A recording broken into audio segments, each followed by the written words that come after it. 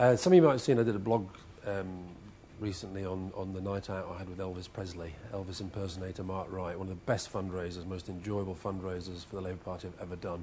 Because Elvis was just absolutely brilliant. And to see Elvis not just singing his songs but also coming out so firmly for Labour was very, very heartening. And I did a Q&A in between Elvis wandering around the stage with his showgirls, and one of the questions, fairly obvious, was why did I think that the polls were narrowing as they were? And of course, you know, the polls are an expression of opinion by lots of different people who all have their own reasons, so you can't always sort of, you know, pin it down to this issue and that issue. But I think basically two things are happening.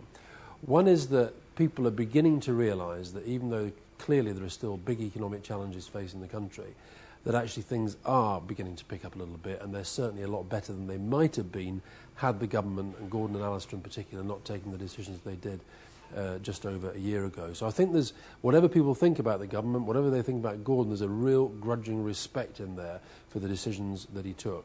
And I think that there's an understanding as we get near an election, you really are going to need serious, substantial people at the helm of government as Britain goes on into the future. And that brings me to David Cameron and the Tories, because I think they're the second reason why the polls are narrowing.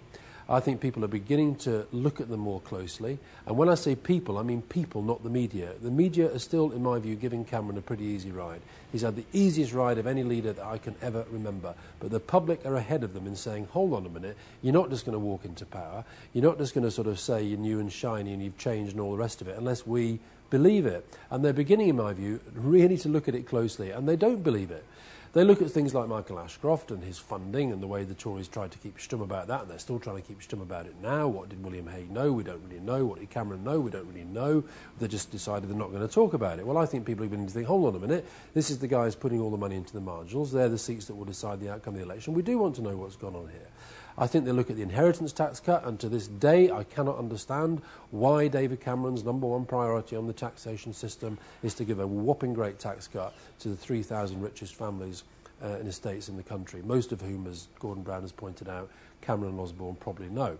And the other thing that I think has happened with the Tories is just this sense of you don't really know what they believe and what they stand for. They say one thing on the issue this day and then another the next. They go with the wind, they're flaky on big issues, and there's no real sense of what they stand for, what their mission and purpose for the country is. And I think that as they've gone through, it's 4 years now Cameron's been leader, by now you'd think we'd know who he was and what he was about and what he stood for. We don't.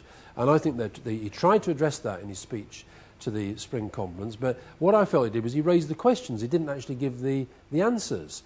Now, whatever people say about the Labour government, they've been in power a long time, people broadly know who the people are, what they're like, and whether they like them or they don't, it's kind of irrelevant. They know who they are, they know what they stand for. And so we're back to the three prongs of the campaign. The record, where we're strong, the forward policy agenda, where we're the only party that's got one, and our opponents, who in my view are weak and getting weaker. And that is why the polls are getting stronger. People are beginning to reassess the government and its record and the characters within it, and they're also beginning to reassess the Conservatives, and I think that's to our benefit rather than theirs.